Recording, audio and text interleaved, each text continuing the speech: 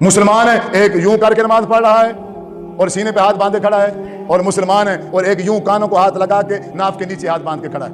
مسلمان ہے ایک یوں کر رہا ہے اور ہاتھ بھی نہیں باندھتا، ایسے ہاتھ چھوڑ کے کھڑا ہے، ہاتھ چھوڑ کے کھڑا ہے، اور ان تینوں کا نبی ایک ہے، تینوں ایک نبی کے کلمہ پڑھتے ہیں، حضرت محمد صلی اللہ علیہ وسلم۔ ہمیں بیوقوف بناتے ہو، کس کو پاگل بنایا جا رہا ہے؟ افسوس ہے آپ پر، افسوس ہے، قسم سے آپ پر افسوس ہے، آپ بے وقوف بننے کے لیے تیار رہے۔ کوئی مولوی آئے اور آپ کو بے وقوف بنا، جی لبیک ہم حاضر ہیں جی۔ اتنی عقل نہیں ہے، نبی ایک ہے، رسول ایک ہے، طریقے کیسے تین ہو گئے؟ اچھا پھر دعویٰ ہے، ہر فرقے کا، ہر گروہ کا یہ دعویٰ ہے کہ نبی بھی خاتم النبیین ہے، اس کے بعد اور دوسرا نبی بھی، تو دوسرا طریقہ کہاں سے آ گیا پھر؟ اگر دوسرا نبی نہیں ہے طریقہ کہاں سے آیا دوسرا؟ پھر جب تیسرا نبی نہیں ہے تو تیسرا طریقہ کہاں سے آ گیا پھر؟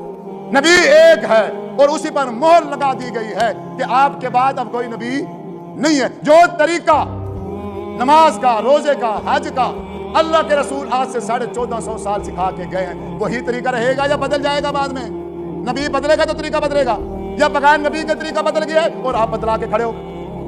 کبھی بھی آپ میں سے میرے کسی بزرگ نے، نوجوان نے اس بات کی ریسرچ نہیں کی، اس بات کی طرف سوچا نہیں ہے، اس بات کو چیک ہی نہیں کیا ہے۔ اہل حدیث کے گھر میں پیدا ہوا بچہ اہل حدیث ہے، اہل دیوبند کے گھر میں بچہ پیدا ہوا وہ دیوبندی ہے، اہل سنت والوں کے ہاں پیدا ہو گیا وہ سنی ہے، اہل تشیع کے گھر میں پیدا ہو گیا تو وہ شیعہ ہے۔ تو مرزائیوں کے گھر میں جو پیدا ہوتے ہیں وہ مرزائی، عیسائیوں کے گھر میں جو پیدا ہوتے ہیں وہ عیسائی، یہودیوں کے گھر میں جو پیدا ہوتے ہیں وہ یہودی۔ تو تم نے کون سا تیر مار رکھا ہے پھر؟ اس مولوی نے دین کا نقشہ تبدیل کیا ہے، اور آپ کی سستی کی وجہ سے، آپ کے سوال نہ کرنے کی وجہ سے، پوچھ تاچھ نہ کرنے کی وجہ سے، آپ نے کبھی پوچھا نہیں ہے کسی سے، کبھی بھی کسی امام کو کھڑے ہو کے آپ میں سے شاید اگر میں دعویٰ کروں تو ایک بندہ بھی بھری مجلس میں کھڑا نہیں ہو سکتا کہ جو یہ کہہ دے کہ میں نے فلاں امام کو کہا ہے کہ آپ کھڑے ہو کے ذرا مجھے بتائیے، نماز پڑھ کے دکھائیے کہ اللہ کے رسول صلی اللہ علیہ وسلم نے نماز کس طریقے سے پڑھی ہے، آپ کھڑے ہو کے مجھے پڑھ کے دکھائیے اور حدیث کھول کے دکھائیے۔ ہے مسجد میں کوئی ایک بندہ ہے؟ دیکھو تعداد دیکھو، بندہ ایک بھی نہیں کھڑا ہوا۔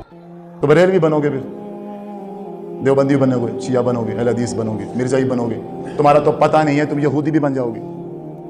دیوبندیوں اپنے عالموں کے پاس جاؤ، کسی بھی عالم کو کھڑا کر کے کہو اللہ کے رسول صلی اللہ علیہ وسلم نے نماز کس طریقے پہ پڑھی ہے، حدیث کھول کے دکھاؤ۔ اہل سنت والے جاؤ، ڈرتے کیوں ہو؟